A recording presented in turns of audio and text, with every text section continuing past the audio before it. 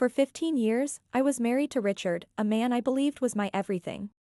We'd built a life together. But over time, I began to notice subtle changes in him. As his wealth grew, so did his arrogance. The man who once held my hand during tough times began to look at me with disdain. The first signs were small. The sarcastic remarks about my appearance, his late nights at work. The comments about how I needed to dress better. But when Samantha entered the picture, everything shifted. Richard had always been successful, but with his new partner. He was now the kind of man who flaunted his wealth at every opportunity. Samantha was everything I wasn't: tall, blonde, fashionable. She had money, beauty, and a smile that dazzled everyone around her. Richard paraded her around, making sure I knew how much she surpassed me in every way. "I think you should take some notes from Samantha," he'd say. He made me feel insignificant. And that's when I began to plan. Behind the scenes, I wasn't the woman he thought I was: dependent, weak, and ignorant. Months before, I'd received a letter from my late aunt's lawyers.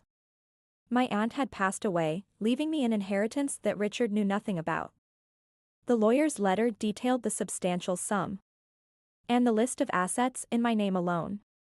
Richard had no idea. I didn't tell him. Not right away.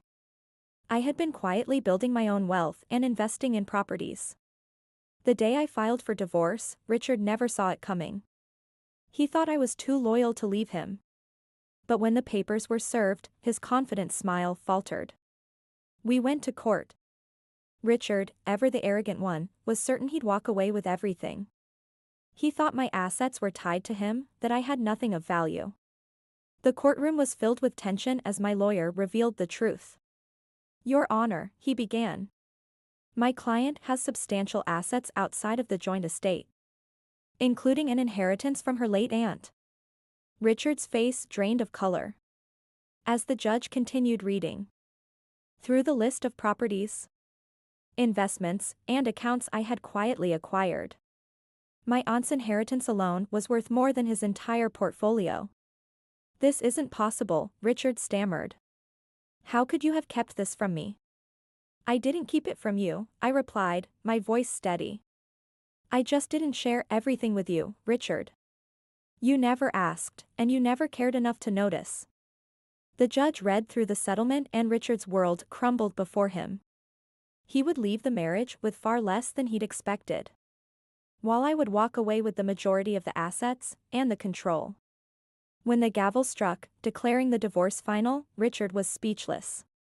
Samantha, sitting in the gallery, looked at him with a mixture of confusion and concern. The man who once flaunted his wealth was now facing the bitter reality that he had underestimated me. I stood up and walked out of the courtroom, my lawyer at my side. Richard couldn't say a word.